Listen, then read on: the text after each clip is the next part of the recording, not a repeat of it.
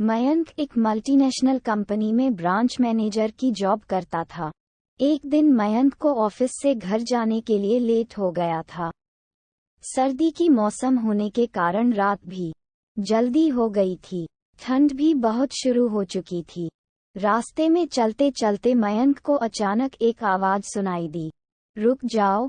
मयंक वहीं पर ही रुक गया और पीछे मुड़ के देखा, लेकिन पीछे कोई भी नहीं था। फिर से वही आवाज सुनाई दी, सामने देखो। जैसे ही मयंक ने सामने देखा तो उसे जमीन पर कुछ चमकती हुई चीज दिखाई दी। मयंक दौड़ के उस चीज के पास गया और देखा तो यह कोई साधारण चीज नहीं थी बल्कि एक चमकता हुआ हीरा था। उसने वह हीरा अपने हाथ में लिया। उसकी चमक देखकर मयंक की खुशी का पार ना रहा। लेकिन मयंक को कहाँ पता था ये कोई साधारण है या नहीं बल्कि एक मायावी हीरा है। अचानक उस हीरे में से आवाज आई, अगर तुम्हें और हीरे चाहिए तो इस जमीन को खोदो। इस जमीन के नीचे बहुत सारे हीरे हैं। मयंक खुश हो गया। उसने उस हीरे को अपनी जेब में डाला और जमीन खोदना शुरू किया। करीबन 2 फीट खोद काम करने के बाद अचानक मयंक डर के मारे चिल्लाने लगा। इसके कारण उसका संतुलन खो गया और जमीन पर गिर पड़ा, क्योंकि उस गड्ढे में से हीरे मोती नहीं बल्कि किसी इंसान का कटा हुआ सर मिला। अचानक वह सर हवा में उड़ने लगा और बोला, डरो मत, मैं तुम्हें कोई हानि नहीं पहुंचागा। मैं तुम्हें बहुत सारे हीरे जवेरात भी दूंगा। बस मेरी बात ध्यान से सुनो, मैं जहां जाता हूं वहां मेरे पीछे आओ। फिर वह सिर हवा में उड़ा और जंगल की ओर बढ़ने लगा। करीबन 1 किलोमीटर चलने के बाद वह सिर रुक गया। मयंक भी रुक गया। फिर उस सिर ने मयंक से कहा, इस जमीन के भीतर बहुत सारे हीरे मोती जवाहरात छुपे हुए हैं। इस जमीन पे खोद काम शुरू करो। मयंक खुश हो गया और उस जमीन को खोदना शुरू कर दिया। खोदते खोदते उस जमीन के नीचे हीरा मोती तो नहीं मिले बल्कि उस सिर का कटा हुआ धड़ मिला। उस सिर ने कहा, अब तुम्हें एक आखिरी काम करना है, उसके बाद मैं तुम्हें मालामाल कर दूंगा। तुम्हें कहीं से भी 1 लोटा खून लाना होगा। मयंक ने बोला, 1 लोटा खून? पर मैं 1 लोटा खून कहाँ से लाऊंगा? उस सिर ने कहा, चलो मेरे साथ। वो डरावना चेहरा मयंक को साथ लेकर थोड़ी दूरी पे गया। वहाँ उसे एक इंसान को जाते हुए देखा। वो सिर बोला, उस इंसान को मारकर उसका खून ले आओ। मयंक डर गया और बोला, नहीं नहीं, यह मुझसे नहीं होगा। मैं यह नहीं कर सकता।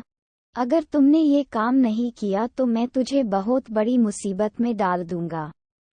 फिर तुम्हारी पूरी जिंदगी नर्क बन जाएगी।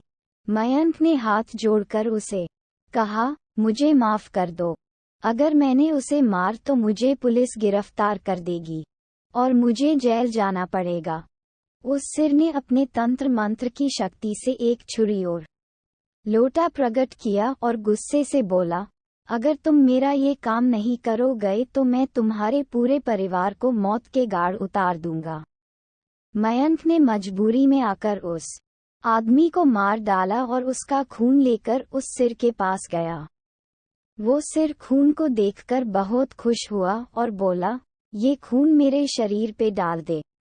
उस सिर के कहने पर मयंक ने खून को उसके शरीर पे डाल दिया। फिर कुछ ही देर में वो कटा हुआ सिर उस शरीर पे जुड़ गया। ये सब देखकर मयंक की हालत अब खराब होने लगी। वो उस भूत को देखकर काफी डर गया। जैसे ही वो भूत जिंदा हुआ तो जोर जोर से हंसने लगा और डरावनी आवाज में बोला, तुमने बहुत बड़ी गलती कर दी कि तुम्हें मुझे फिर से जिंदा कर दिया।